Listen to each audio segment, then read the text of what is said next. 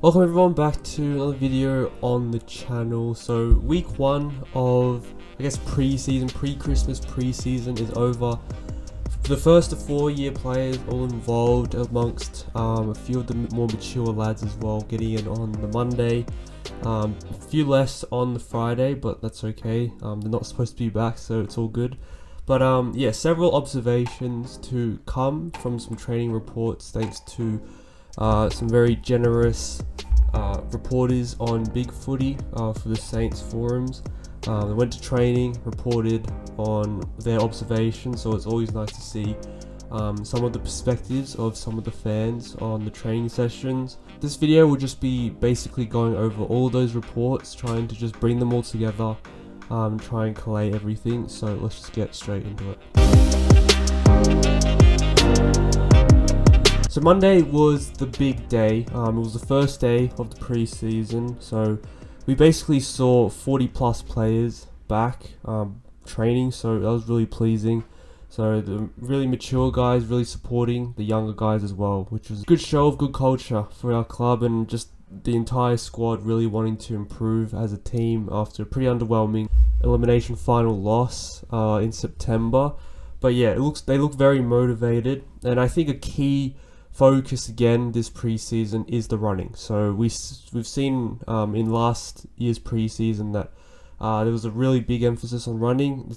It's the same thing this year. So we saw some of our big men kind of struggled with the new game plan in terms of having that aerobic capacity. And obviously we've brought in some new players who will need to try and transform their running as well. So some specific reports, lots of running for the youngsters, so as they get introduced to the club and the game style, they also have to adapt their running loads to that. Max Heath, main focus, he was working with one of our coaches specifically, so looks like he's a real big focus for the coaching staff to try and elevate his running and hopefully push for a debut in 2024. A lot of players looking slimmer, so similar to what Jack Steele and Seb Ross did last preseason when they were told to slim down and improve their running. We've seen Mateus Filippo and James Van Ness slim down a little bit, get a lot fitter, and hopefully be able to play a bigger role in the team in 2024. But slimmer doesn't mean weaker. We've got a lot of players looking also stronger, and Marcus Windhager is probably the one, after all the hype last year and not really living up to it because of various reasons. He looks like he's going to repeat another really strong preseason. He's hit the gym, so he's looking a lot bigger. So yeah, hopefully he can attack this preseason and really strive for a third-year breakout. Ollie Houghton as well, looking bigger. Kilda, King, and Hunter Clark as well, also going to the gym. So all four of those players, the latter four players, were players that probably we expected would need to really focus on building up their bodies over the off season, and it seems like they have done that. So that is pleasing. And then the other player who's been running a lot is also Max King. So on the Monday and the Friday, he was just running laps a lot. I think on the Friday he was running for quite a bit after all the boys had gone in after training. So yeah, he's putting in the extra effort to really improve. I think that's probably the one biggest weakness in his game is his running capacity. So to see him hopefully get that up to the level of all of the other players in the team, he could really rip this competition apart. So good to see him working at that. In terms of draftees on the Monday, Wilson and Hasty impressed with their running power and their skills. Wilson is the pace setter, as expected, second in the draft combine time trial. So we all know he's a really good runner, and he's proving that at training early on. Ari Showermaker, apparently a bit of work to do with aerobic capacity, but there were reports that he was going okay on the Friday. So I think he's just probably a bigger player, average runner. So hopefully we can see a bit more of that as we get further into preseason to really get a gauge on how close he could be to a debut. Gym work for Hugo Garcia, and then Collard, very skillful, but needs a bit more size and a bit more fitness. Hopefully you guys could have had a read of those reports I put on the screen just before. That was the 2 reports from Tommy Wiggs and Joffa Boy. And then on the Friday we had a couple of more comprehensive reports by May from Delburn and Scoop. So I won't read through all of it because they're really long, but I'll just try and summarize them into dot points. So again, a lot of fitness being emphasized on the Friday, so a lot of laps, 200 meter running for the draftees. Ollie Houghton, Caminiti, Hugo Garcia, Jack Higgins, all running more laps as well. So I think Houghton played really well in the VFL, but we often saw him fade away in second halves.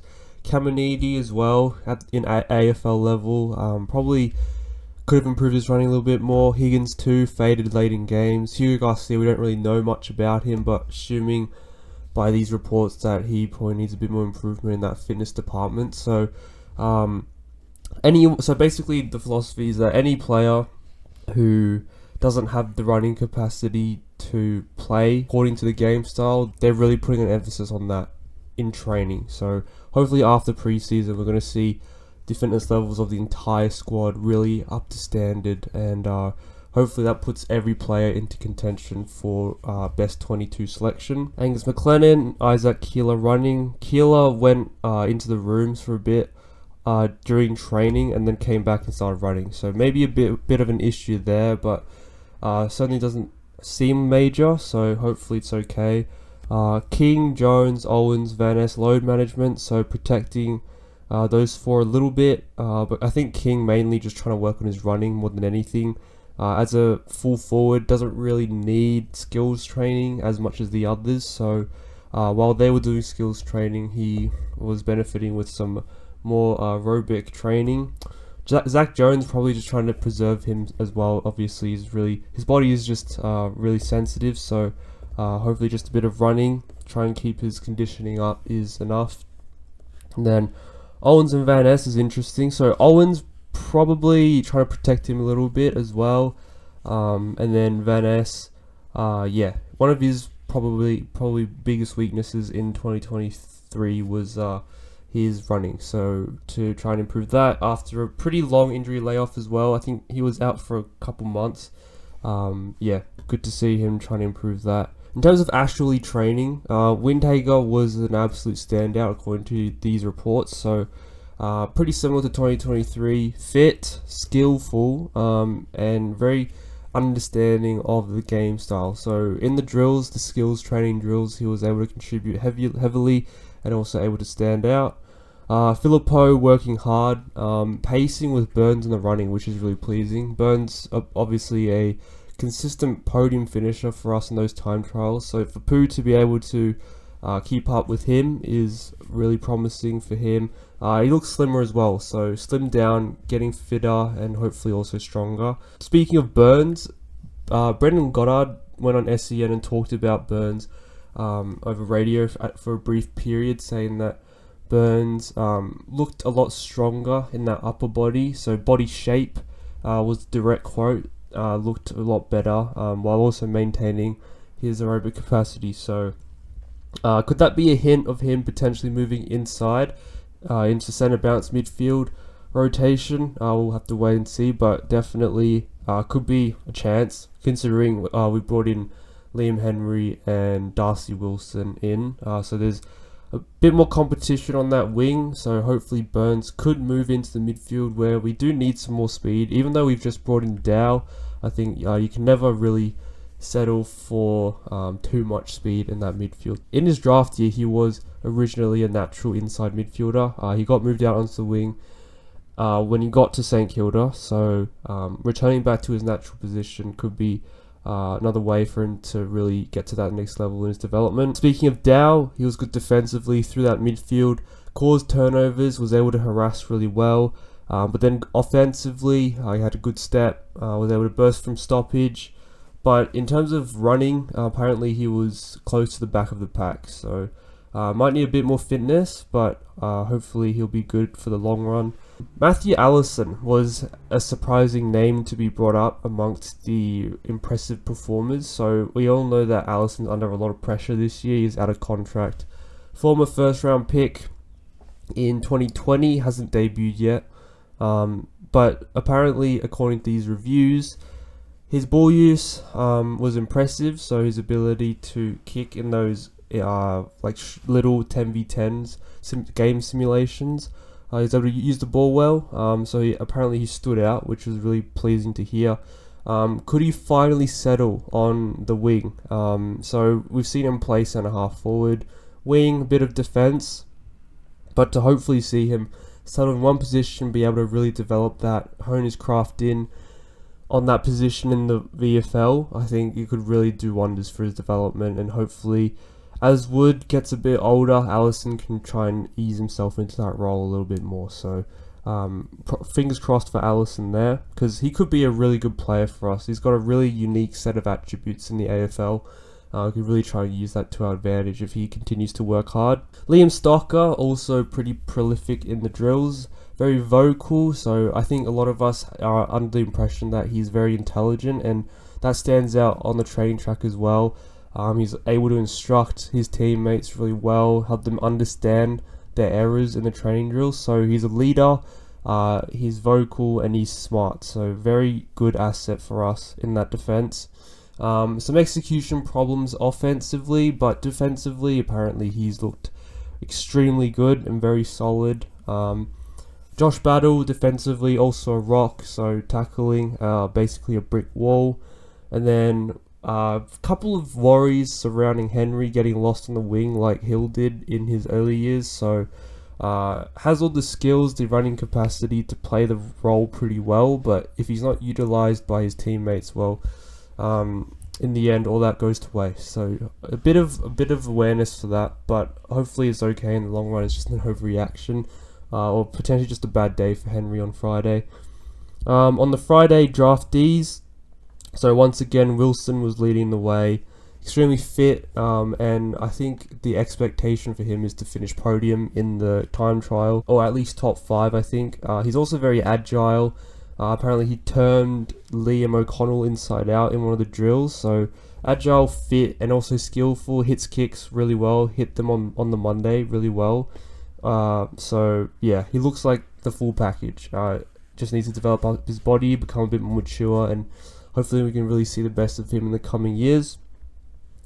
Collard's skillful, but aerobically and athletically, I guess he's like agile, very talented, gifted, naturally gifted, but needs to work on his tank, and also needs to get a bit stronger in his body. So those elements might be the reasons why he might not debut early in the season. I think just by talent and skill, he could easily play round 1, but needs to work on that tank and that size. So we might not see him for a long period in 2024 at AFL level. Showermaker, good mover for his size, so obviously 194 centimeters, 91 kilos, so big boy, but he's a good mover, and you expect that from a player who is expected to play around half-back as a rebounder. So hopefully he can continue to improve his aerobic capacity. And then Liam O'Connell, the Irish import, second behind Wilson in the running, it seemed. So when the draftees were doing those 200-meter sprints, Liam O'Connell was the second best performer behind obviously Darcy Wilson. So we all know he's got that elite speed, so if he can back that up with elite fitness and hopefully some good skills, he could really be a weapon off that half-back flank. So that's it for all of the summary for the notes. So I've left them all on screen, so if you want to pause the video at any point and read through the reviews, feel free to do so. And again, many thanks to the 4 reporters for the training reports. Hope you guys enjoyed the video. Make sure to leave a like, comment your thoughts on the players from the training reviews, subscribe to the channel, and I'll see you guys in the next video.